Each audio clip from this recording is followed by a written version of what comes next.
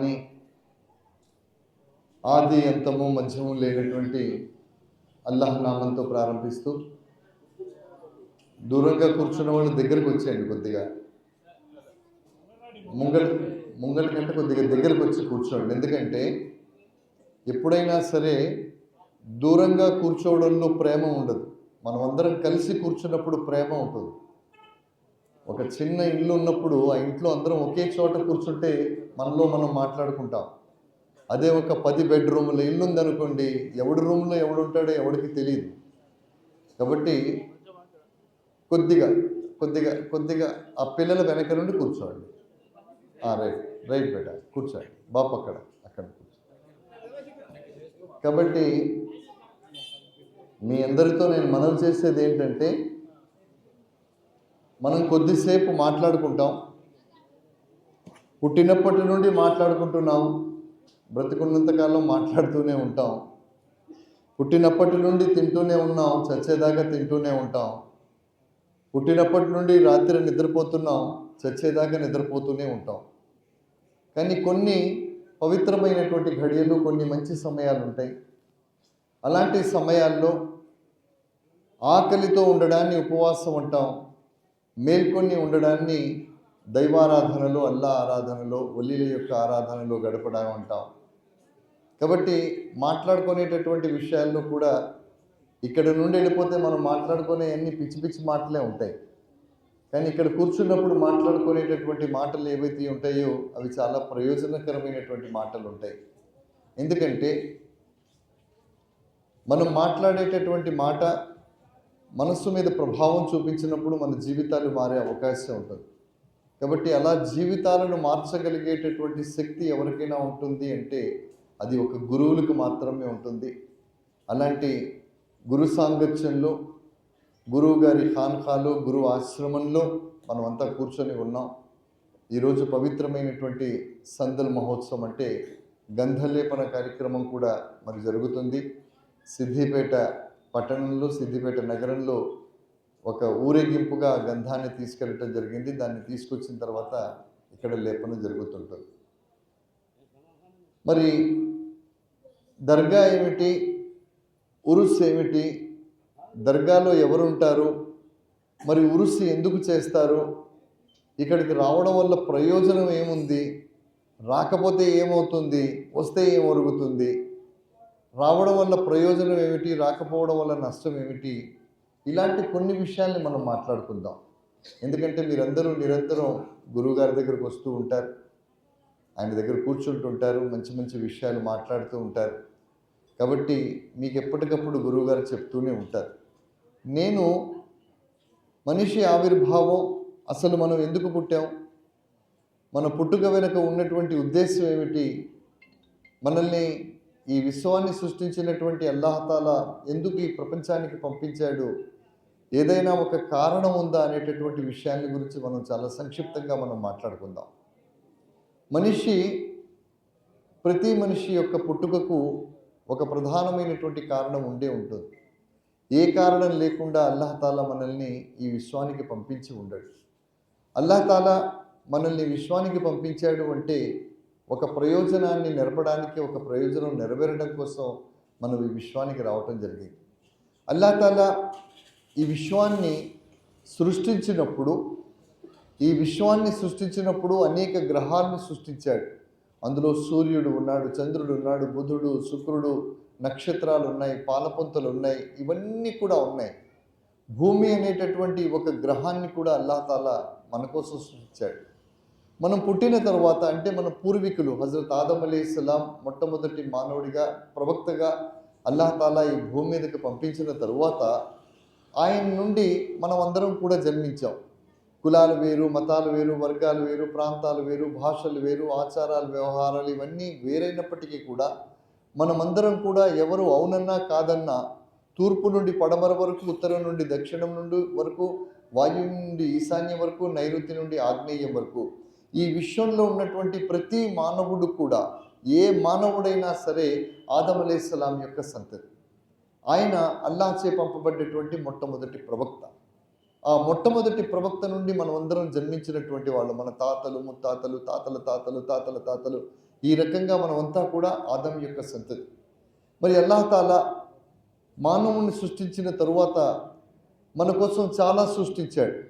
మనం పగలు తిరగడానికి సూర్యుడిని సృష్టించాడు, రాత్రి నక్షత్రాలని సృష్టించాడు, చంద్రుడిని సృష్టించాడు, పీల్చుకోవడానికి మనకి గాలిని ఇచ్చాడు, తినడానికి ఆహారాన్ని ప్రసాదించాడు, చక్కగా మాట్లాడడానికి నాలికనిచ్చాడు, నడవడానికి కాళ్ళు ఇచ్చాడు, మరి పనిచేసుకోవడానికి మనకి చేతుల్ని ఇచ్చాడు, ఆలోచించడానికి ఒక మంచి మెదడునిచ్చాడు, చూడడానికి చక్కటి కళ్ళని ప్రసాదించాడు. అల్లాహ్ తాలా ఇవి అన్నీ ప్రసాదించినప్పటికీ కూడా ఎక్కడ కూడా నేను మనుషుల మీద ఉపకారాన్ని చేశాను అని చెప్పలేదు. నేను నీ కళ్ళు ఇచ్చాను కాబట్టి నేను ఉపకారం చేశాను అనలేదు. నేను నీకు నాలుక ఇచ్చాను కాబట్టి ఉపకారం చేశాను అనలేదు. నీకు భోజనం పెట్టాను కాబట్టి నీ మీద ఉపకారాన్ని చేశాను అనలేదు. నీకు కాళ్ళు ఇచ్చాను కాబట్టి ఉపకారం చేశాను అనలేదు. నీకు చేతులు ఇచ్చాను కాబట్టి ఉపకారం చేశాను అనలేదు. కానీ ఎప్పుడు అంటున్నాడు? మీ అందరినీ సన్మార్గంలో పెట్టడం కోసం నేను నా ప్రవక్త అయినటువంటి అంతిమ ప్రవక్త అయినటువంటి మహాప్రవక్త సల్లల్లాహు అలైహి వసల్లంని మానవాళి మనుగడలో ఒక సన్మార్గాన్ని బోధించడం కోసం ఎప్పుడైతే నేను భూమి మీదకి పంపించానో అప్పుడు మీ అందరి మీద నేను ఉపకారం చేశానంటున్నాడు. అల్లాహ్ తాలా ప్రవక్త సల్లల్లాహు అలైహి వసల్లంని మానవాళి మనుగడకు సన్మార్గాన్ని బోధించడానికి ప్రపంచానికి పంపించినప్పుడు నేను మీ మీద ఉపకారాన్ని చేశానంటున్నాడు. ఎందుకు చేశానంటున్నాడు?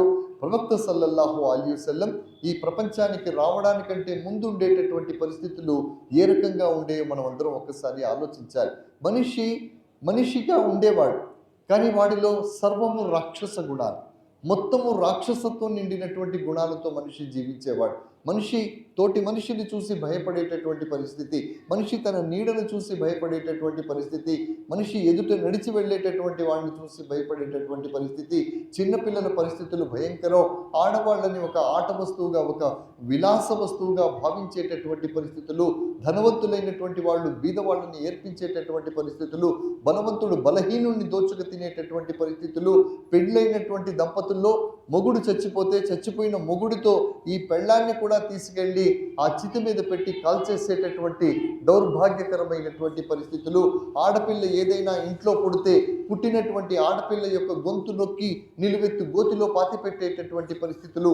ఈ ప్రపంచం అంతా కూడా మనిషి ఎలా బ్రతకాలో తెలీదు, దేనిని ఆరాధించాలో తెలీదు, దేనిని వేడుకోవాలో తెలీదు, ఎటువైపు వెళ్ళాలో తెలీదు, ఏమి తెలీదు. మనిషి తను అనుభవిస్తున్నటువంటి బాధలు ఎవరితో మొరపెట్టుకోవాలో తెలీదు. తను చూశాడు, పొద్దున్న సూర్యుడిని చూసేవాడు, ఓహో సూర్యుడు చాలా పవర్ఫుల్గా కనబడుతున్నాడు, ఇంత చక్కగా వెలుగును మనకు ప్రసాదిస్తున్నాడు కాబట్టి ఈ సూర్యుడు చాలా శక్తివంతమైన వాడని సూర్యుడికి నమస్కరించడం మొదలెట్టాడు, సూర్యుడు ముందు సాష్టాంగ పడడం మొదలెట్టాడు. కానీ ఎప్పుడైతే సాయంత్రం అవుతుందో, ఎప్పుడైతే సూర్యుడు అస్తమిస్తాడో, ఎప్పుడైతే చీకట్లు వస్తాయో అప్పుడు మనిషి ఏమనుకున్నాడంటే ఈ సూర్యుడు శక్తివంతమైనటువంటి వాడు కాదు, ఎందుకంటే సాయంత్రం కాగానే చీకటి పడిగానే అతను అంతర్ధానం అయిపోతున్నాడు కాబట్టి వాడు గొప్పవాడు కాదనుకున్నాడు. చంద్రుణ్ణి చూసి చంద్రుణ్ణి గొప్పవాడు అనుకుని చంద్రుణ్ణి పూజించడం మొదలెట్టాడు. కానీ ఎప్పుడైతే అమావాస్య వస్తుందో, చంద్రుడు మాయమైపోతాడో, ఈ చంద్రుడికి కూడా శక్తి లేదనుకున్నాడు. నక్షత్రాలని చూసేవాడు, ఓహో నక్షత్రాలు ఇంత అద్భుతంగా వెలుగుతున్నాయి కదా, వీటికే దైవత్వం ఉంది, ఇవే చాలా గొప్పవి అనుకున్నాడు. ఎప్పుడైతే ఆ నక్షత్రాల ముందు మేఘాలు వచ్చి నక్షత్రాలు కనబడకుండా పోతాయో, ఓహో మేఘాలు గొప్పవి అనుకున్నాడు. మేఘాలు ఎప్పుడైతే గాలికి కొట్టుకుపోతాయో గాలిని గొప్పదనుకున్నాడు. గాలి ఈ రకంగా మనిషి దేన్ని కనబడితే దానికి మొక్కడం ప్రారంభించాడు. ఒక చెట్టు ఫలం ఇస్తుంది అనుకోండి, ఓహో చెట్టు ఫలం ఇస్తుంది కాబట్టి ఈ చెట్టు చాలా గొప్పదని చెట్టు ముందు సాగిలపడడం మొదలెట్టాడు. ఒక పర్వతం చాలా పెద్దగా కనబడితే ఓహో ఇంత పెద్దగా పర్వతం ఉంది కదా అని పర్వతం ముందు సాగిలపడడం మొదలెట్టాడు. ఒక పాము కనబడితే ఓహో ఇది చాలా శక్తివంతమైందని దాని ముందు సాగిలపడడం అంటే మనిషి ఎవరిని వేడుకోవాలో తెలీదు, ఎవరిని ఆరాధించాలో తెలీదు, ఎవరి దగ్గర తన మొర చెప్పుకోవాలో తెలీదు, తనకి మార్గ నిర్దేశకత్వం చేసేటటువంటి వాడు లేడు. మనిషికి ఆకలి వేస్తే, ఏదైనా పశువుని తినాలనిపిస్తే ముందు ఒక చెయ్యి ముందు దాని మొదటి కాలు కోసుకునేవాడు, దాన్ని అలాగే వదిలిపెట్టేవాడు, తర్వాత రెండో కాలు కోసుకొని తినేవాడు, మూడో కాలు కోసేవాడు. ఈ రకంగా చిత్రహింసలు పెట్టి తినేటటువంటి విధానం కూడా తెలియనటువంటి పరిస్థితులు. మనిషికి వావి లేదు, తల్లికి చెల్లికి తేడా లేదు, భార్యకి బంధువులకి తేడా లేదు, అన్నదమ్ములకి మధ్యన తేడా లేదు. ప్రతి వాడు కూడా ఒక దౌర్భాగ్యమైనటువంటి పరిస్థితుల్లో జీవితం గడుపుతున్నటువంటి తరుణంలో అల్లాహ్ తాలా మహాప్రవక్త అయినటువంటి విశ్వకారుణ్యమూర్తి ముహమ్మద్ రసూలుల్లాహ్ సల్లల్లాహు అలైహి వసల్లంని ఈ ప్రపంచానికి మానవ రూపంలో పంపించారు. మానవ రూపంలో మానవుల మధ్య మనుషులకి సన్మార్గాన్ని బోధించడానికి పంపించారు. ఆయన ఎలాంటి మార్గాన్ని బోధించారు? ఒక సరళమైనటువంటి జీవన విధానాన్ని బోధించారు. ఎలాంటి సరళమైన జీవన విధానం? నువ్వు అబద్ధం చెప్పకూడదు. ఇస్లాం అనేటటువంటిది, ముసల్మాన్ అనేటటువంటి వాడు, ఇస్లాం ధర్మం అనేటటువంటిది ఒక కులానికో, ఒక మతానికో, ఒక ప్రాంతానికో సంబంధించినటువంటిది కాదు. ఇది యావత్ మానవాళి కోసం ప్రపంచంలో ఎక్కడ ఉన్న వాళ్ళైనా సరే ఆచరించి అనుసరించదగ్గటువంటి నిజమైన ధర్మం పేరు ఏదైనా ఉంది అంటే దాన్ని ఇస్లాం అంటారు. ఎందుకంటే ఇది ఒక ప్రాంతం కాదు. ఎంత సులువుగా నేను మీకు చెబుతానంటే, మనిషి మందు కొడతాడు, ఓ 90 ml వేస్తాడు, 90 ml తర్వాత ఇంకో 90 ml వేస్తాడు. వాడు ఏం మాట్లాడతాడో తెలియదు. బండ బూతులు మాట్లాడతాడు. దాని మీద ఇంకొక 90 వేసాడు అనుకోండి, 3 పావుసర్లు అవుతాయి. 3 పావుసర్లు వేసిన తర్వాత వాడే నడవలేడు, బండి నడుపుతానంటాడు. వాడే నడిచిపోలేడు చక్కగా, కానీ వాడు బండి మీద నేను పోతానంటాడు. ఎట్లయితుంది? కుదురుతుందా? కుదరదు. ఇస్లాం ఏం చెప్పి వాడు పొడుస్తాడు. ఇంటికి పోయిన తర్వాత పెళ్ళం ఎవరో తెలియదు, తల్లి ఎవరో తెలియదు, చెల్లి ఎవరో తెలియదు, అక్క ఎవరో తెలియదు, పక్కన ఉన్నటువంటి వాడెవడో తెలియదు, అవతలున్న వాడెవడో తెలియదు. వీడికి ఎప్పుడు తాగిన తర్వాత పాత కోపాలన్నీ గుర్తొస్తాయి. తాగిన తర్వాత వీడికి పాతయన్నీ గుర్తొస్తాయి. బార్లోకి దూరేటప్పుడు ఇద్దరు మంచిగానే దూరుతారు, కానీ తాగి బయటకు వచ్చిన తర్వాత కత్తులతో పొడుచుకునే పరిస్థితి వస్తుంటుంది. ఎందుకు వస్తుంది? ఇది మద్యం. వీడు తప్పు చేయడం లేదు, వీడు చాలా మంచోడు. కానీ వీడు దేనినైతే కడుపులోకి పంపించాడో, దేనినైతే కడుపులోకి పంపించుకున్నాడో అది లోపలికి వెళ్ళిన తర్వాత అది దాని ప్రతాపాన్ని ప్రారంభించింది. కాబట్టి ఇస్లాం ఏం చెబుతుంది? మద్యపానం అంటే అది సారా కానివ్వండి, ఇంకా తాగేటటువంటివి ఏమేమి రకరకాల పదార్థాలు ఏవేవైతే ఉంటాయో వాటిని హరాం అని చెప్పింది. హరాం అంటే నిషిద్ధం అని చెప్పింది. ఎందుకు నిషిద్ధం అని చెప్పింది? ఏ మందు వల్లనైతే మనిషి రాక్షసుడిగా మారుతున్నాడో, ఏ మందు తాగడం వల్ల వాడు తాను చేయగలిగిన దానికంటే ఎక్కువ చేస్తున్నాడో, ఏది తాగడం వల్ల విచక్షణ కోల్పోతున్నాడో దాన్ని హరాం అని చెప్పింది ఇస్లాం. ఎంత హరాం అని చెప్పింది? ఎవడైతే మందు తాగుతాడో వాడి కడుపులో గనక ఒక చుక్క మందు ఉండిపోతే, వాడి కడుపులో ఒక చుక్క మందు ఉంటే 40 రోజుల పాటు వాడి ఏ ప్రార్థనని కూడా అల్లాహ్ తాలా వినడు. అతని ఏ ప్రార్థన కూడా అల్లాహ్ తాలా వినడు. అంటే అంత నీచమైనటువంటిది ఏదైతే ఉందో దాన్ని మందు అన్నారు. ఇప్పుడు చెప్పండి, మందు తాగడం అనేటటువంటిది ముసల్మాన్లకే నిషిద్ధమా? అందరూ ఆచరించదగ్గదే కదా. అది హైందవ మిత్రులకైనా ఆచరించదగ్గదే, క్రైస్తవ మిత్రులైనా ఆచరించదగ్గదే, సిక్కు మిత్రులైనా ఆచరించదగ్గదే, జొరస్టీరియన్ మిత్రులైనా ఆచరించదగ్గదే, బౌద్ధ మిత్రులు కూడా ఆచరించదగ్గదే. అసలు దేవుణ్ణి నమ్మనటువంటి వాడున్నా కూడా వాడు కూడా ఆచరించదగ్గటువంటి జీవన విధానం పేరేమిటి? ఇస్లాం జీవన విధానం. మందు తాగొద్దు, తాగం బంద్ చేసినాం. మంచి అలవాటా కాదా? సుభానల్లానండి మంచిదన్న వాళ్ళు గట్టిగానండి 2 చేతులు పైకెత్తనారు, సుభానల్లా. కాబట్టి దీన్ని మొదటి దురలవాటుని మాన్పించాడు. తర్వాత జూదం ఉంది. జూదం అంటే పొద్దున్న నుండి సాయంత్రం దాకా కష్టపడి వాడు 500, 600, 1000 రూపాయలు సంపాదించుకుంటాడు. తీరా పోయి పత్తాల ఆటకాడకు పోతాడు, లేదంటే ఇంకొక ఆటకాడకు పోతాడు. పోయిన తర్వాత ఏం చేస్తాడు? పైసలన్నీ ఆడ పెడతాడు, ఇంట్లో పెళ్ళాం పిల్లల్ని పస్తు పండ పెడతాడు. ఇస్లాం ఏం చెబుతుంది? జూదం అనేటటువంటిది ఏదైతే ఉందో అది హరాం అంటుంది. ఆ జూదం నువ్వు పత్తాలాడతావో తెలియదు, నువ్వు ఇంకే రకమైన ఆటలు ఆడతావో తెలియదు. ఈ మధ్యనే కంప్యూటర్లో వస్తున్నటువంటి గేమ్స్ ఏమైతే ఉన్నాయో, ఆన్లైన్ గేమ్స్ అని, ఆ గేముల్లో పెడతావో తెలియదు. ఇవన్నీ కూడా జూతం. అంటే ఆయాచితంగా కష్టపడకుండా డబ్బు సంపాదించాలి అనేటటువంటి మార్గంలో సంపాదించాలి అనే ప్రయత్నం చేయటం ఏదైతే ఉందో దాన్ని జూదం అంటున్నాం. ఈరోజు మనం పత్రికల్లో మీరందరూ చదువుతున్నారు, ఎంతోమంది పిల్లలు లక్షల రూపాయలని ఈ జూదంలో ఆన్లైన్లో ఖర్చు పెట్టి ఆత్మహత్యలు చేసుకొని చచ్చిపోతున్నారు. మీరు పేపర్ తిరిగేసి చూడండి, ఎంతమంది ఆన్లైన్ బెట్టింగ్లలో తమ ప్రాణాలు కోల్పోతున్నారు. ఇస్లాం ఏమంటుంది? ఇస్లాం జూదం ఆడడం హరాం అని చెబుతోంది. మరి ఇస్లాం చెప్తున్నటువంటి విషయం గొప్ప విషయమే కదా. హరాం అనేటటువంటిది నీకే కాదు, ఎవరికైనా హరామే. నా ఇంట్లో పిల్లవాడు ఆడినా, నీ ఇంట్లో పిల్లవాడు ఆడినా, ఏ ఇంట్లో పిల్లవాడు ఆడినా కూడా అక్రమంగా కష్టపడి సంపాదించిన సంపాదన మొత్తం హరాం మార్గంలో, వక్ర మార్గంలో ఖర్చు పెట్టడం అనేటటువంటిది ఏదైతే ఉందో అది ఆమోదయోగ్యం కాదు అంటుంది ఇస్లాం ధర్మం. మహాప్రవక్త సల్లల్లాహు అలైహి వసల్లం ఇంకా ఏమంటున్నారు? అబద్ధం ఆడడం అనేటటువంటిది తప్పు. వాడు ఏమంటాడు, నాకు అబద్ధం అంటే పెద్ద పెద్ద అబద్ధాలు ఆడిన వాళ్ళకి ఏమైనా అవుతుంది సార్, నేను చిన్న చిన్న అబద్ధాలే కాదు సార్ నేను ఆడేది, నేను పెద్దగా ఏం అబద్ధాలు ఆడినా అంటాం. మనం అందరం కూడా పల్లెటూళ్ళకి వెళ్ళి వచ్చిన వాళ్ళమే. మనందరికీ పల్లెటూళ్ళలో తెలుసు, చలికాలం వచ్చింది. చలికాలం వచ్చిన తర్వాత మనం ఏం చేస్తాం, పెద్ద పెద్ద మొద్దులు ఊర్లో రచ్చబండ కాడ లేదంటే మన కచేరీ కాడ ఇవన్నీ కూడా పెద్ద పెద్ద మొద్దులు పెట్టి అంతా చుట్టూ కూర్చొని చలి కాసుకుంటాం. మరి ఒక పెద్ద మొద్దు తగలేయాలంటే ముందే చేస్తాం, చిన్న చిన్న చిటుకులు పెట్టి పెడతాం.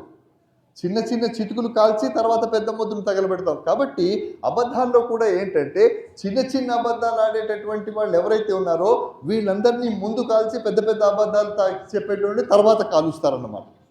ముందు చిన్న చిన్న అబద్ధాలు చెప్పేటోడిని చితుకులుగా పేర్చి వాడితో మంట పెట్టి తర్వాత పెద్ద పెద్ద చేసేటోడు. ఇప్పుడు చెప్పండి, వాడు అంటాడు ఎక్కడున్నావు సార్ అని చెప్పి గురువుగారు అడుగుతారు. నేను సిద్దిపేట వచ్చినా సార్ 1 కిలోమీటర్ ఉన్నది అంటాడు. వాడు ఇంకా నౌకొండ నుండి బయలుదేరి ఉంటాడు.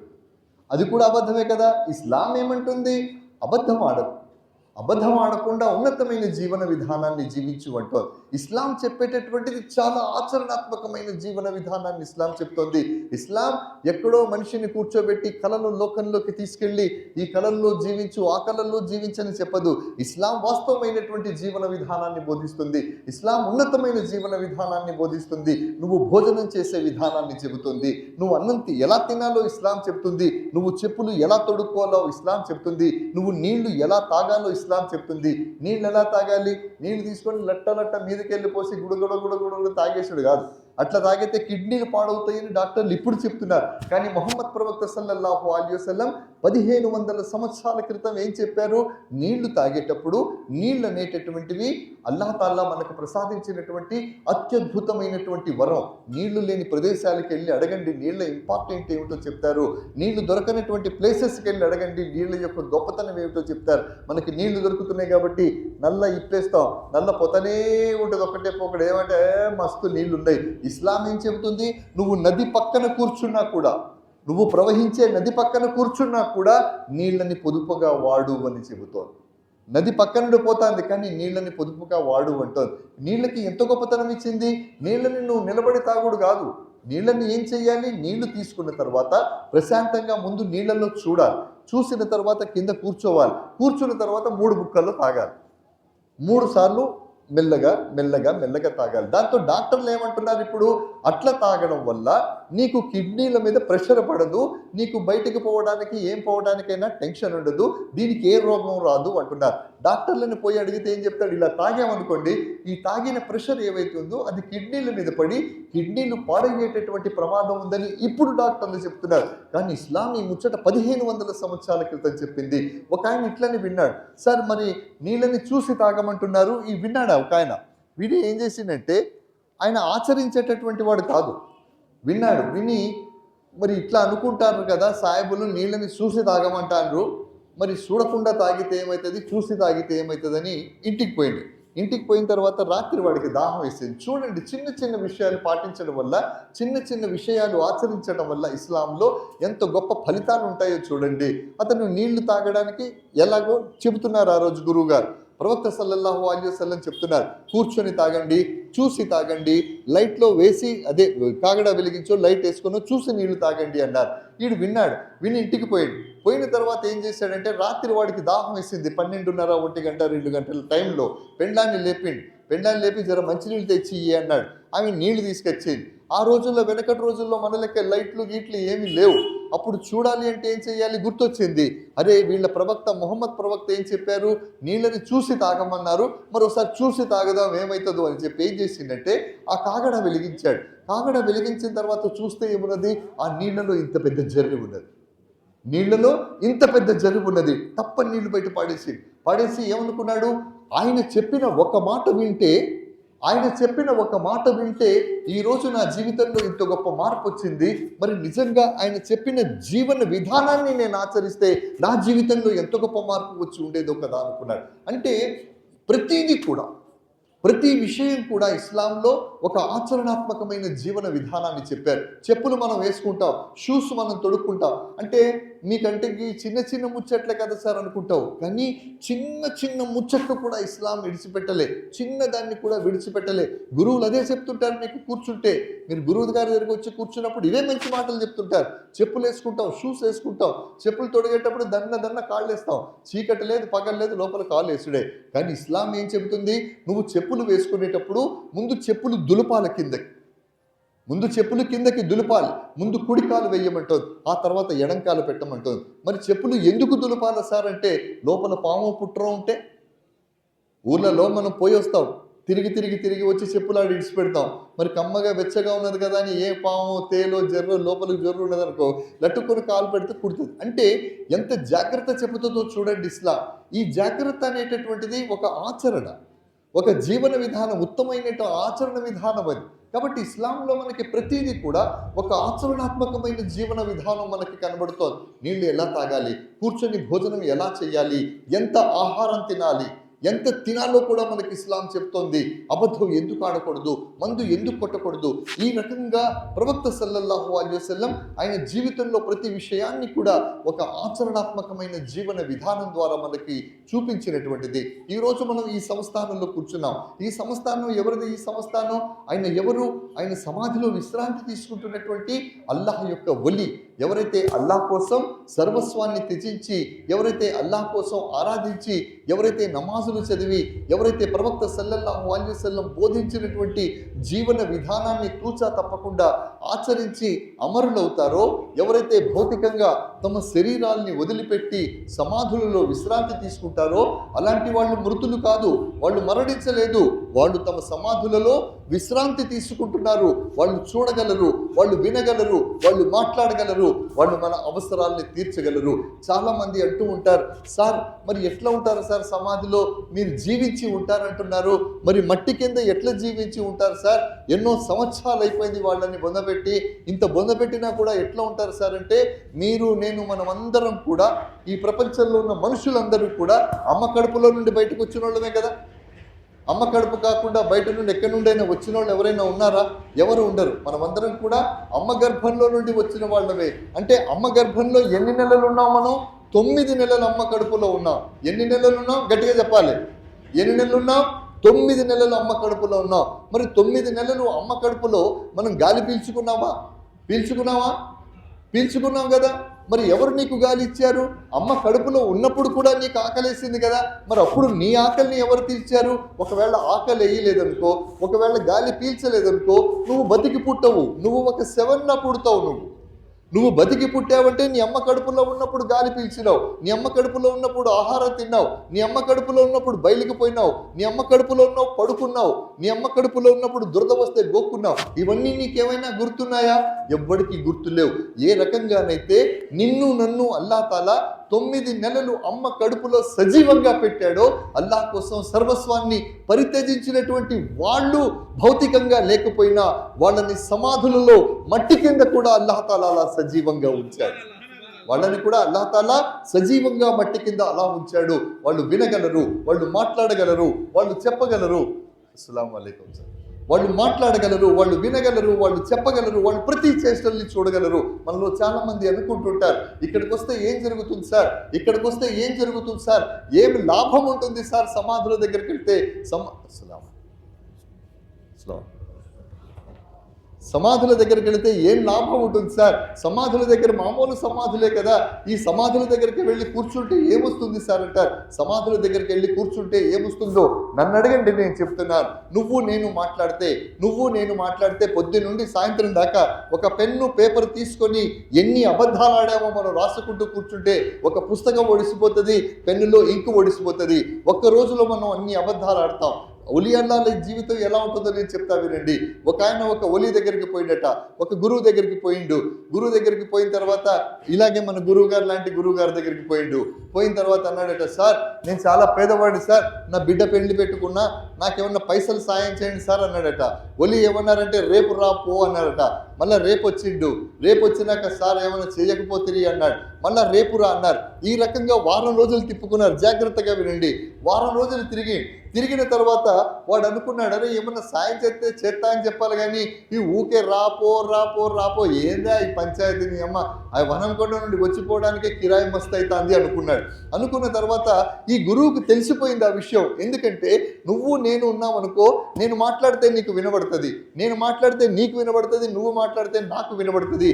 కానీ ఆ ఒలి ఎవరైతే సమాధిలో ఉంటారో ఆయనకి నువ్వు మాట్లాడక్కర్లే, నువ్వు మనసులో ఏమనుకుంటావో ఆయనకు వినబడుతుంది. నువ్వు మనసులో ఏమనుకుంటావో ఆయనకు అర్థమవుతుంది. ఈయన ఎప్పుడైతే అనుకున్నాడో ఈయనేమి ఇస్తాడు, ఏమన్నా ఇస్తాడు కానీ లేకుంటే లేదు పొమ్మని చెప్పాలని అనుకున్నాడు. ఒలి దగ్గరికి రాగానే నాకు అర్థమైంది, ఓహో వీడు ఇలా అనుకుంటున్నాడా అని. ఏం చేసిందంటే పోయి ఒక రాయి తెచ్చుకోపో అన్నారు.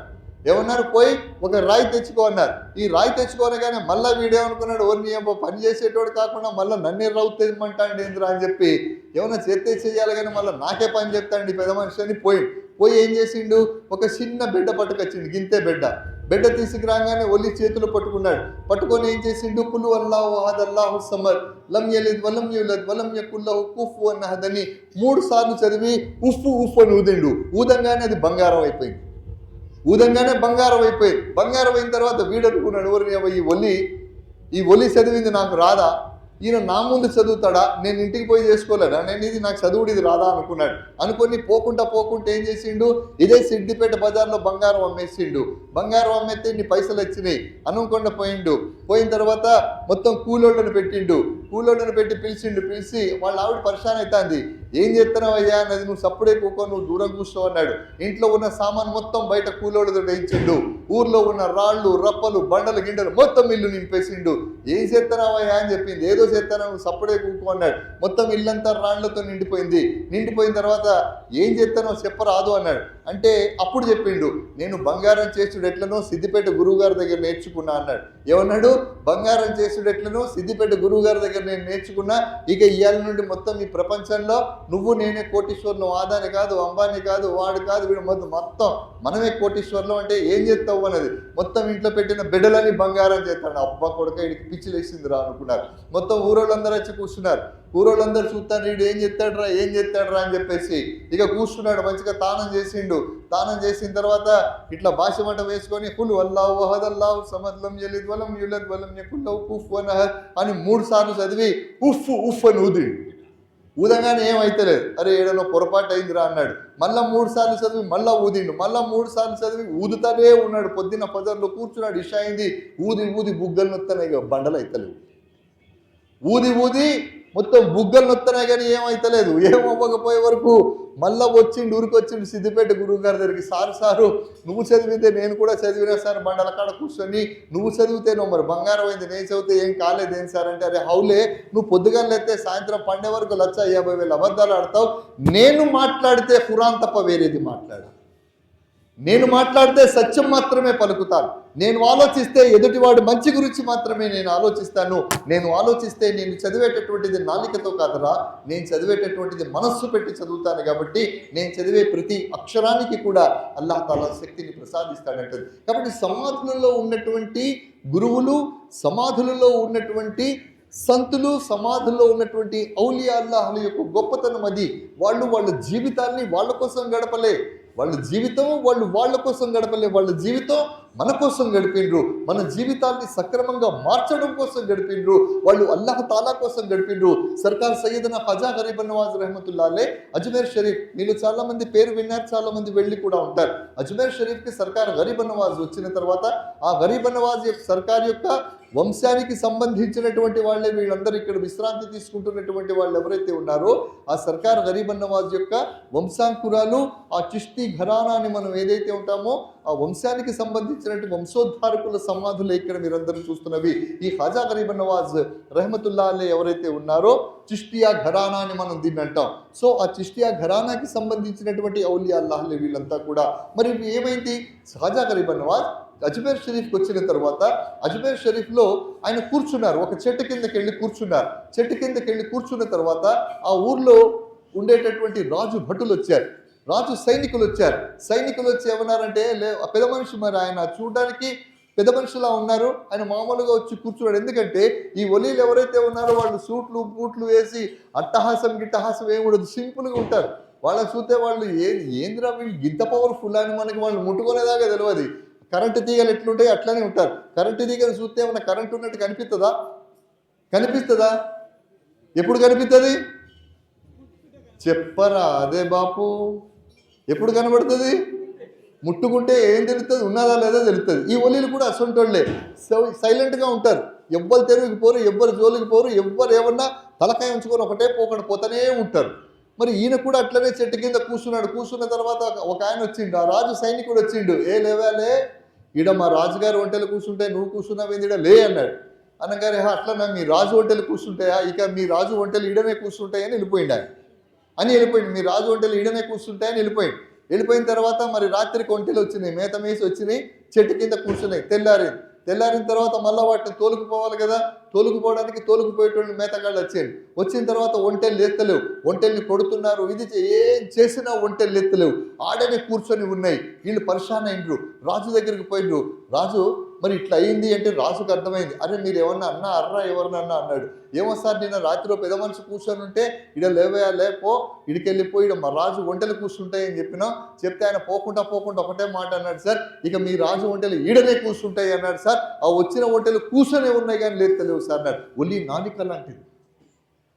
నాలిక లాంటిది అర్థమైంది అనుకుంటాను మీకు. కూర్చొని ఉంటే అంటే కూర్చొని ఉన్నాయి. రాజు పిలుచుకొని ఏమన్నాడంటే, బాబు మీరెవరో మహానుభావులు అయి ఉంటారు, మీరు మా వాళ్ళు ఏమో తెలియక ఏదో అన్నారు, నువ్వు కూర్చుంటాయి అన్నావు సారు, నువ్వు ఇక కూర్చొనే ఉన్నాయి లేత్తలేవు అన్నారు. లేత్తలేవంటే ఇక సరే, ఆయన కూడా ఏమన్నారంటే ఇక నీ ఒంటెలు లేచి వెళతాయిలే అన్నారు. ఈయన అనడమే ఆలస్యం, ఆ ఒంటెలు లేచి వెళ్ళిపోతున్నాయి. అంటే ఒక ఒలి వాక్కు ఏదైతే ఉందో, ఒక ఒలి మాట ఏదైతే ఉందో, ఒక ఒలి నోటి నుండి వచ్చే శబ్దం ఎలా ఉంటుందంటే అది మనుషులకే కాదు పశువులకి కూడా అర్థమవుతుంది. ఆ శక్తి మనుషులకే కాదు పశువులకి కూడా అర్థమవుతుంది. ఇదే ఖాజా గరీబ్ నవాజ్ ఈ మాసంలోనే రజబ్ 6వ తారీఖున వారి షట్టి అయింది అజ్మేర్ షరీఫ్లో. ప్రపంచంలో ఉన్నటువంటి వాళ్ళందరూ ఇక్కడికి వెళ్ళారు. ప్రపంచంలో ఉన్న వాళ్ళందరూ అక్కడికి వెళ్ళారు. పెద్ద కోటీశ్వర్లు కూడా లైన్లో నిలబడతారు. దేశాన్ని అమాంతం కొనగలిగే డబ్బున్నవాడు కూడా ఒక లైన్లో నిలబడి అక్కడ బిచ్చం ఎత్తుకుంటూ ఉంటాడు. ఆయనని హిందల్ ఒలి అంటారు, హిందుస్థాన్కే షహీన్షా అంటారు. అంటే ఈ దేశపు షహీన్షాగా మనం ఖాజా గరీబ్ నవాజ్ సర్కార్ని అంటాం. అంటే స్నేహితులారా, మరి ఇదే ఖాజా గరీబ్ నవాజ్ అజ్మేర్ వీధుల్లో నడిచి వెళుతున్నారు. అప్పుడు అక్కడ కొంతమంది ఏం చేస్తున్నారంటే, రాతి ఆవు ఒకటి ఉంది, ఆ రాతి ఆవుని పూజిస్తున్నారు. పాలరాతి ఆవు ఉంది, పాలరాతి ఆవుని పూజిస్తున్నారు. అది వాళ్ళ ఆచారం, పూజిస్తుంటే గరీబ్ నవాజ్ సర్కార్ వెళ్ళి ఏమన్నారంటే, నేను కొన్ని పాలు తాగాలి, మా అందరికీ ఆకలిస్తుంది, కొద్దిగా పాలు ఇవ్వమని చెప్పండి మీ ఆవుని అన్నారు. వాళ్ళు నవ్వుకున్నారు. ఇది రాయి ఆవు సార్, ఇది నీకు తెలియనట్టు చెప్తాను, నువ్వు పాలరాతి ఆవు ఏడన్నా పాలిస్తుందా సార్ అన్నాడు. అయ్యో పాలు ఇయ్యదా అన్నాడు. ఎట్లిస్తుంది సార్ అన్నాడు. అరే మరి పాలు ఇవ్వకుంటే ఎట్లనే అన్నాడు. అయితే నువ్వు పితుక్కుంటావా అన్నాడు కార్యర్థంగా. అందులో కానీ అన్నాడు, అయితే నువ్వు పితుక్కోరాదు నువ్వు అన్నాడు. అరే మరి నువ్వు పితుక్కోమంటే నేను పితుక్కుంటా అన్నాడు. మరి పితుక్కోవాలంటే మరి బకీట కావాలి కదా, బకీట అన్నాడు. ఆ ఇంటోడు ఏం చేసిండు, గింత పెద్ద బకీట తీసుకొస్తే గరీబ్ నవాజ్ సర్కార్ ఆడనే బకీట పెట్టి షురు అల్లాహ్కే నామ్ సే బిస్మిల్లాహిర్ రహమానిర్ రహీం, అల్లాహ్ నామంతో ప్రారంభిస్తున్నాను అని ఆ పాలరాతి ఆవు పొదుగుని ఇట్లా పట్టుకొని పితకడం మొదలెట్టిండు. ఆ పాలరాతి ఆవు కూడా పాలు ఇవ్వడం ప్రారంభించింది. పాలరాతి ఆవు నుండి కూడా పాలు వచ్చే మొత్తం బకెట్ నిండిపోతే ఇంటాయనని పిలిచిండు. ఇంటాయనకి ఇంకేం మాటత్తలేదు, ఇక చూసి ఇదేంద్రో ఇట్లయితాంది అనుకున్నాడు. అయితే మాటత్తలేదు. మాట రాకపోయే వరకు ఇంటాయన్ని పిలిచిండు. సార్ ఈ పాలు తాగు అన్నాడు. గట్టెట్లనే, నువ్వే పితుక్కుంటువి, నువ్వే తాగరాదన్నాడు. నేను ఎందుకు తాగుతా, ఫస్ట్ ఈ ఆవు నీది, ఈ పాలరాతి ఆవు నీది కాబట్టి ఫస్ట్ పాల మీద అధికారం నీదే, నువ్వే తాగు అన్నాడు. మొత్తం పాలన్నీ తాగేసిండు. మళ్ళీ బకెట్ అంటే ఒలి తలుచుకుంటే ఒలి మనసులో ఉంటే పాలరాతి ఆవే కాదు పర్వతం కూడా మాట్లాడుతుంది, పర్వతం కూడా మనకి ఏం కావాలో ప్రసాదిస్తుంది. అంటే ఒలి యొక్క శబ్దం అలాంటిది, ఒలి యొక్క గొప్పతనం అలాంటిది, ఒలి యొక్క మహిమాన్వితమైన జీవన విధానం అలాంటిది. మరి ఒలి దగ్గర ఏముండేది, మీరు నేను ఉన్నాం, ఒక మంత్రి ఉన్నాడు, ఒక మంత్రి గారు ఉన్నారు. ఎంతో మంది మంత్రుల్ని మీరు చూసిండ్రు, నేను చూసినా. నా 55-56 ఏళ్ళ జిందగీలో నేను ఎంతో మంది మంత్రుల్ని చూసినా, మీరు కూడా పెద్ద పెద్ద మంత్రుల్ని చూసిండ్రు, ముఖ్యమంత్రుల్ని చూసిండ్రు, ప్రధానమంత్రిని చూసిండ్రు, అందరిని చూసిండ్రు. ఒక మంత్రికి అధికారం ఉన్నదనుకోండి, వాడు నడిసొస్తుంటే ముందో 100 మంది, వెనకో 100 మంది, ముందొక 100 కార్లు, వెనకో 100 కార్లు, వాడిని చూడడానికి, వాటితో చేయగలపడానికి తన్నాడుకుంటా అంటారు, కొట్టుకుంటా అంటారు, ఒకళ్ళనొకళ్ళు గుద్దుకుంటా అంటారు. అవునా కదా? అధికారంలో ఉన్న తర్వాత ఎప్పుడైతే అధికారం పోతుందో, ఓడిపోతాడో, ప్రభుత్వం పడిపోతుందో, కూలిపోతుందో, మంత్రివర్గం నుండి వెళ్ళిపోతాడో, ఇక మళ్ళా వాని ముఖం చూసేటోడు ఉండడు. వాడు ఇటుకెళ్ళొస్తా అంటే ఇటుకెళ్ళిపోతా అంటాడు. ఎందుకట్లా పోతా అంటాడంటే, అగో మళ్ళీ నేను వాడిని చూసి ముచ్చట పెట్టినా అంటే మళ్ళీ ఈసారి కోపం వస్తుంది, ఈయన పోయి ఈయన చెప్తాడు, ఈయన ఆయనతోనే తిరుగుతాడు కాస్తారని చెప్పి. కాబట్టి ఎందుకు వచ్చిన పంచాయతీ రాని వాడు ఇటు నుండి వస్తే ఇటుపోతా. అంటే మనిషికి అధికారం ఉన్నప్పుడు ఇచ్చేటటువంటి గౌరవానికి, అధికారం పోయినప్పుడు ఉండేటటువంటి అవమానానికి స్పష్టమైన తేడా మనకు తెలుసు. కానీ ఒలి జీవితం ఎలాంటిది? ఆయన బ్రతికున్నప్పుడు ఎంత ప్రభని, ఎంత గౌరవాన్ని, ఎంత వైభవాన్ని అనుభవించారో, ఎంత వైభవంగా అందరికీ సహాయపడ్డారో, ఎంత వైభవంగా అందరి కష్టాలలో ఆయన ఆదుకున్నాడో, భూమి మీద లేకపోయిన తర్వాత కూడా అదే రకంగా ఆదుకుంటున్నారు.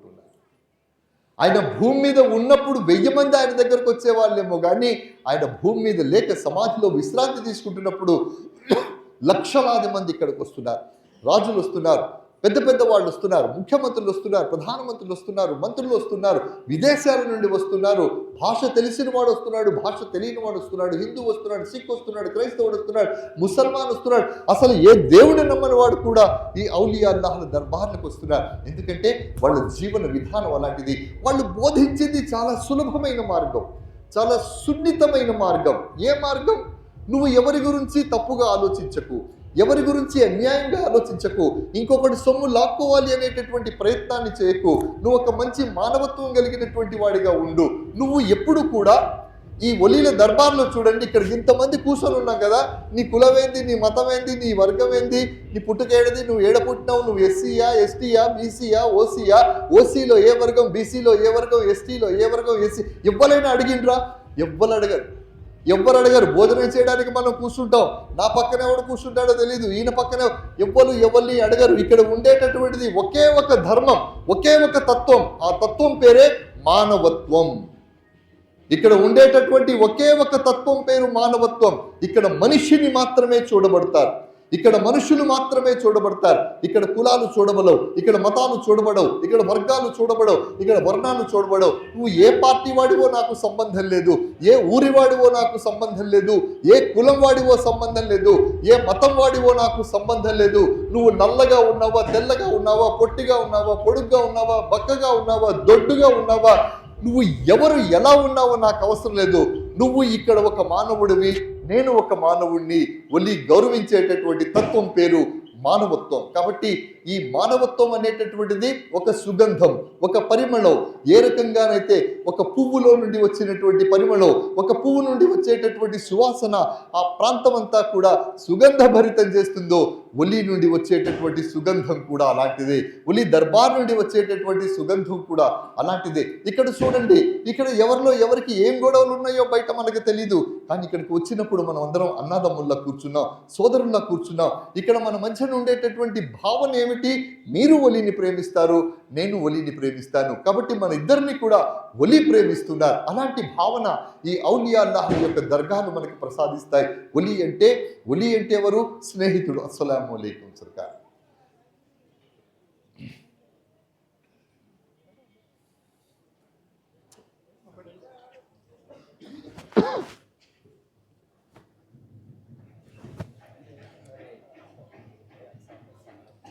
ఒలి అల్లాహ్ అంటాం. ఒలి అంటే ఏమిటి అర్థం? ఒలి అంటే స్నేహితుడు, మిత్రుడు, పరిషదుడు, సాంగతికుడు, సదస్సుడు. ఇంగ్లీష్లో ఫ్రెండ్ అంటాం, తెలుగులో మిత్రుడు అంటాం, స్నేహితుడు అంటాం, హిందీలో దోస్త్ అంటాం. ఒలి అల్లాహ్. ఎవడి దోస్తు ఈయన? అల్లాహ్ యొక్క దోస్తు. ఈయన ఎవరి దోస్తు? అల్లాహ్ యొక్క దోస్తు. అల్లాహ్ ఎవరు? సృష్టికర్త, ఈ యావత్తు సృష్టించినటువంటి వాడు. బుధుడు, శుక్రుడు, భూమి, అంగారకుడు, బృహస్పతి, శని, యూరేనస్, నెప్ట్యూన్, ప్లూటో, తూర్పు, పడమర, ఉత్తర, దక్షిణ, వాయువ్యం, ఈశాన్యం, నైరుతి, ఆగ్నేయం, చూసేవి, చూడనివి, మాట్లాడేవి, కంటితో కనబడేవి, కనబడినటువంటి ఈ విశ్వంలో ఏదైతే ఉందో ఆ సర్వస్వాన్ని సృష్టించినటువంటి వాడు అల్లాహ్ తాలా. ఆ అల్లాహ్కి స్నేహితుడు ఒలి అల్లా. నేను ఎవరితో ఫ్రెండ్షిప్ చేస్తాను? నేను ఒక తాగుబోతుతో నేను ఫ్రెండ్షిప్ చేయలేను, ఒక దుర్మార్గుడితో నేను ఫ్రెండ్షిప్ చేయలేను, హత్యలు చేసేవాడితో నేను ఫ్రెండ్షిప్ చేయలేను, ఖూనీలు చేసేవాడితో నేను ఫ్రెండ్షిప్ చేయలేను, తప్పు పనులు చేసేవాడితో నేను ఫ్రెండ్షిప్ చేయలేను. ఆఫ్టర్ ఆల్ ఒక మనిషినైనటువంటి నేనే ఇలాంటి గుణాలు ఉన్నటువంటి వాడితో ఫ్రెండ్షిప్ చెయ్యలే. నా దోస్త్ అనేటటువంటి వాడు ఎలా ఉండాలో నేను నిర్ణయించుకుంటానే. అలాంటిది యావత్ విశ్వాన్ని సృష్టించినటువంటి అల్లాహ్ తాలా నా దోస్త్, నా ఫ్రెండ్, నా స్నేహితుడు అని అంటున్నాడంటే ఆ ఒలి యొక్క గొప్పతనం ఇంకా ఎంత గొప్పగా ఉంటుందో మీరు ఆలోచించండి. ఆయన నాలుకతో మాట్లాడితే సత్యమవుతుంది, ఆయన కంటితో చూసింది సత్యమవుతుంది, ఆయన తలుచుకుంటే మనకేం కావాలో అది వరప్రసాదితం అవుతుంది మనకి. కాబట్టి ఒలిని చేరుకోవడం అంటే ఏమిటి? ఒలి మార్గానికి భిన్నంగా వెళితే అది కాదు. ఆయన జీవన విధానాన్ని మనలో మనం అన్వయించుకోవాలి. గురు మార్గం ఏదైతే ఉందో, గురువులు మనకి సద్గురువులు ఏదైతే చెప్తారో, మౌలానా గురువు గారు, ఎజాజ్ మౌలానా గురువు గారు మనకి ఏదైతే చెప్తారో ఆ జీవన మార్గం ఉత్తమమైనటువంటి జీవన మార్గం. ఆయన ఆలోచించేటటువంటి మార్గం ఏమిటి? అబద్ధం చెప్పకండి అంటారు ఆయన. ఈవేళ ఆదివారం మనకు తెలిసినటువంటి చాలామంది మన వాళ్ళ ఊర్లలో వాళ్ళ ఇళ్లలో పొద్దున్న ముక్క, రాత్రికి సుక్క, నైట్ అయితే పక్క. అంతే కదా? పొద్దున్న సుక్కేసిండు, రాత్రి ముక్కేసిండు, ఇప్పుడు పక్కెక్కి అయిపోయి జీవితం. పొద్దుగా లేస్తాడో తెలియదు, లేవడో తెలియదు. కానీ మనం ఉదయం నుండి ఒక పవిత్రమైనటువంటి నిష్కల్మషమైనటువంటి ఒక పవిత్రమైన ఆరాధన భావనతో, ఒక పవిత్రమైనటువంటి ఉన్నతమైనటువంటి ఆరాధన భావనలో మన జీవితాన్ని ఈ ఒక్కరోజు మనం గడిపాం. ఇక్కడ కూర్చొని గురువులు మాట్లాడేటటువంటి చాలా విషయాల్ని మనం ఆకళింపు చేసుకుంటాం, వాటిని వింటాం, విన్న తర్వాత వాటిని ఆచరించేటటువంటి ప్రయత్నాన్ని మనం చేస్తాం. కాబట్టి నేను చెప్పేది ఏంటంటే, ఇక్కడ కూర్చున్నంతసేపు వినడం ఓకే, బయటకు వెళ్ళిన తర్వాత మన జీవన విధానంలో మార్పు రావాలి. మన పిల్లలు ఉన్నారు, మన పిల్లవాడికి ఏం కావాలి? నాయన నాకు 5 లక్షల రూపాయలు పెట్టి మోటార్ సైకిల్ ఇప్పి అంటాడు. వాడు ఏం పోతుంది? నువ్వు పైసలు ఎడికెళ్ళి తెస్తావు, వాడికి అవసరం లేదు, కానీ వాడికి కావాలి. వాడి అవసరం తీర్చడం నీ తాహత్తుకు మించినటువంటిది. నీ తాహత్తుకు మించినటువంటి దాన్ని వాడు కోరినప్పుడు ఆ కోరిక తీర్చడానికి నువ్వేం చేయాలి? ఓ కిడ్నీ అయినా అమ్ముకోవాలి, లేదంటే పక్కోడి కిడ్నీ అయినా అమ్మాలి. అది సాధ్యం కాదు. కాబట్టి ఏం చేయాలి? ఎవరినో ఒకరిని మోసం చేయాలి. అంటే మనిషికి కోరిక అనేటటువంటిది, మనిషికి తృష్ణ అనేటటువంటిది, మనిషికి కోరిక అనేటటువంటిది మనిషిని చెడు మార్గం వైపుకు తీసుకెళ్లేటటువంటి అవకాశాలు ఎక్కువ ఉంటాయి. కాబట్టి ఔలియాల్లాలు బోధించేటటువంటిది ఏమిటి? ఒక సామాన్యమైన జీవితం, ఒక సామాన్యమైన సరళమైనటువంటి జీవితం. నేను బతకడానికి నాకేం కావాలి? 3 పూటల అన్నం కావాలి. నాకు 3 పూటల అన్నం కావాలి. ఆ అన్నం ఎలాంటిది ఉండాలి? నా ఆకలి తీర్చేటటువంటి అన్నం అయి ఉండాలి. ఆ అన్నంలో కూడా ఎలాంటి ఆహారం స్వీకరించాలి? ఏదైతే హలాల్ ఆహారం ఉంటుందో ఆ హలాల్ ఆహారం స్వీకరించాలి. హలాల్ అంటే ఏమిటి? హరాం అంటే ఏమిటి?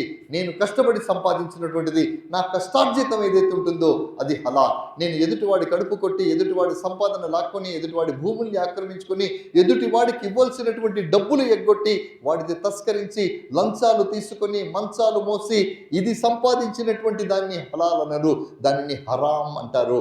ఏదైతే హరాం సొమ్ము మన కడుపులోకి వెళుతుందో, ఎప్పుడైతే హరాంని మనం కడుపులో తీసుకుంటామో మనకు వచ్చేటటువంటి సంతతి ఆలోచన కూడా హరాంగా ఉంటుంది. ఎందుకంటే మనమంతా వ్యవసాయ కుటుంబాలకు చెందిన వాళ్ళు. భూమిలో ఒక మామిడి టెంక మంచిది నాటామనుకోండి, బంగినపల్లి మామిడి టెంక నాపితే బంగినపల్లి మామిడి పళ్ళే వస్తాయి. రసాలు వేస్తే రసాలే వస్తాయి. బాస్మతి సన్నాలు వేస్తే దొడ్డు రకం రాదు, బాస్మతి నాటితే బాస్మతే వస్తుంది. కాబట్టి నేను మనకు చెప్పుకునేది, మనం ఏం చెప్పుకుంటున్నామంటే, మనం నాటేటటువంటిది రేపటి తరం కోసం. వీడు ఎవడి పిల్లగాడరా అంటే ఫలానా వాడి పిల్లగాడంటే సగర్వంగా ఉండేటటువంటి జీవితం మనకు కావాలి అంటే మనం నాటేటటువంటి విత్తనం కూడా, మనం వేసేటటువంటి విత్తనం కూడా ఉత్తమమైనటువంటి విత్తనం ఉండాలి. ఒలీల మార్గం మనకు బోధించేటటువంటిదే, ఒలీల జీవితం కూడా మనకు అదే బోధిస్తుంది. కాబట్టి మీరు ఈ రోజందరూ కూడా ఈ బార్గహాకు వచ్చారు, ఈ సన్నిధికి వచ్చారు, గురు సాన్నిధ్యంలో కూర్చున్నారు. గురువు గారు కాసేపట్లో ఇక్కడికి వస్తారు. మీరందరూ కూడా వినడం కంటే ఆచరించేటటువంటి జీవితం ఉత్తమం. ఎంతసేపైనా పొద్దున్న దాకా నేను చెబుతుంటాను, కానీ ఆచరించకపోతే ప్రయోజనం ఏముంటుంది? ఇక్కడ సార్ నిన్న రాత్రి మందు గురించి చెప్పిండ్రా, ఇట్లా ఉంటుంది అట్లా ఉంటుందని, పొద్దుగాలే పోయి దుకాణం తెరవక ముందే దుకాణం కాడ నిలబడి ఒక క్వార్టర్ సీసా తీసుకుంటే దాంతో ప్రయోజనం మీకు ఉండదు. నాకు ఉండదు. కాబట్టి మనిషి మారాలి. ఎప్పుడు మారాలి, ఎలా మారాలి అనేటటువంటిది అల్లాహ్ తాలాని నిరంతరం మనం అదే వేడుకుంటూ ఉండాలి. కాబట్టి స్నేహితులారా, మీరందరూ కూడా ఉన్నతమైనటువంటి జీవితాన్ని గడపాలని, గురువు ఆశీర్వాదం మీకు ఎప్పుడు ఉండాలని మనస్ఫూర్తిగా కోరుకుంటూ, మీ అందరికీ అలాగే గురువు గారికి మనందరూ ఆయన ఆశీర్వదించాలని కోరుకుంటూ, మళ్ళీ బ్రతికుంటే మళ్ళీ మనం అందరం కలుద్దాం, మళ్ళీ కొన్ని విషయాలు మాట్లాడుకుందాం. అంతవరకు నన్ను విన్నందుకు, నాకు వినిపించే అవకాశాన్ని ఇచ్చినందుకు గురువు గారికి ధన్యవాదాలు తెలియజేసుకుంటున్నాను. అల్లాహ్ హాఫీజ్. గట్టిగా ఒక్కసారి నారాయ తక్బీర్ అనండి. నేను నారాయ తక్బీర్ అంటాను, మీరందరూ కూడా యా రసూల్ అల్లాహ్ అనాలి. నారాయ తక్బీర్, గట్టిగా అనాలి. నారాయ తక్బీర్, నారాయ తక్బీర్. అల్లాహ్ హాఫీజ్. మళ్ళీ బ్రతికుంటే మళ్ళీ కలుద్దాం మనం అందరం.